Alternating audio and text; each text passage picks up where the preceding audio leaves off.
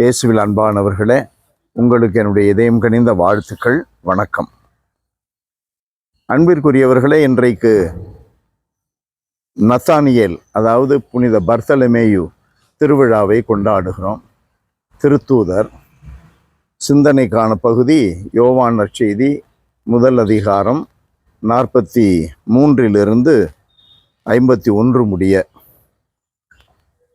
பிலிப்பு நத்தனியேலை போய் பார்த்து, இறைவாக்கினர்களும் திருச்சட்ட நூலில் மோசேயும் குறிப்பிட்டுள்ளவரை நாங்கள் கண்டோம். நசரேத்தூரைச் சேர்ந்த யோசேப்பின் மகன் இயேசுவே அவர்.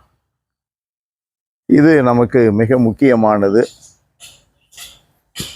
அன்பானவர்களே, பிலிப்பிற்கு இயேசுவை பற்றி கேள்விப்பட்ட உடனே அவருக்கு தன்னுடைய ஊரை சேர்ந்த நத்தானியேலை அழைத்து வர வேண்டும், இயேசுவுக்கு அவரை அறிமுகப்படுத்த வேண்டும் என்று விரும்புகிறார்.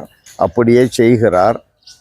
இயேசுவிடம் நத்தானியேல் வந்தபொழுதோ இயேசு அவரை மறைவாக இருந்த வேளையிலேயே அவரை கண்டதை பற்றி சொல்லும் பொழுது அவர் அதிர்ந்து போகிறார். உம்மை மெசியா என்று நான் காணுகிறேன் என்றெல்லாம் சொல்லுகிறார். இன்றைக்கு மக்கள் காத்து கொண்டிருக்கிறார்கள். இயேசுவை பற்றி நாம் அறிமுகப்படுத்த வேண்டும், அது நம்முடைய கடமை. நமக்கு நம்பிக்கை உண்டு என்றால் இயேசுவை மற்றவர்களுக்கு அறிமுகப்படுத்த வேண்டும், இயேசுவிடம் மற்றவர்களை அழைத்து வர வேண்டும். அன்பானவர்களே, கடவுள் எப்பொழுது இணைந்திருக்கிறார் என்று மறைநூல் நமக்கு சொல்லுகிறது. யோவான் எழுதிய முதல் திருமுகத்திலே 4வது அதிகாரம் அதில் 12-15 பார்க்கிறோம். கடவுளை, இயேசுவை மெசியாவென்று அறிவித்தால் கடவுள் அவனோடு ஒன்றித்திருக்கிறார், இணைந்திருக்கிறார். ஒருவரை ஒருவர் அன்பு செய்தால் அவரோடு கடவுள் இணைந்திருக்கிறார். அன்பு செய்தால் நாம் என்ன செய்வோம்? இயேசுவை அவர்களுக்கு அறிமுகப்படுத்துவோம். இது கத்தோலிக்க கிறிஸ்தவர்களுக்கு ஒரு இதுவரை இல்லாத ஒரு காரியம். பெந்தகோசுகாரங்களெல்லாம் நம்ம கடுமையாக தாக்குறோம், வெறுக்கவில்லை என்றாலும் அவர்களுக்கு தெரியவில்லையே என்று வருத்தப்படுகிறோம். ஆனால் அவர்களை விட மிக மோசமான நிலையிலே நாம் இருக்கிறோம். இயேசுவை எத்தனை பேருக்கு நாம் அறிமுகப்படுத்தி இருக்கிறோம்? எத்தனை பேரை இயேசுவிடம் கொண்டு வந்திருக்கிறோம்? நத்தனியேல் இயேசுவிடம் வந்த பொழுது இயேசு யார் என்று தெரிந்து கொண்டார்.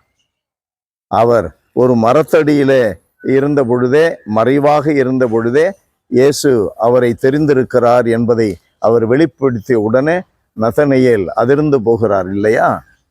அவைகளெல்லாம் மனிதர்களுக்கு அப்பாற்பட்ட ஆற்றலை கொண்ட இயேசுவுக்கு தான் முடியும்.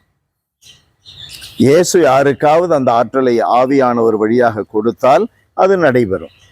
அப்பேற்பட்ட வலிமை உள்ள வாழ்வு தரக்கூடிய இயேசுவை நாம் ஏன் அறிமுகப்படுத்தவில்லை? ஏன் நாம் மற்றவர்களும் அவரோடு இணைந்திருக்க வேண்டும் என்று எதிர்பார்த்து செயல்படவில்லை, வாழ்ந்து காட்டவில்லை? அது நமக்கு கடவுள் கொடுத்திருக்கிற கடமை. இயேசுவை அறிவிக்க வேண்டும், இயேசுவினுடைய மதிப்பீடுகளை வாழ்ந்து காட்ட வேண்டும்.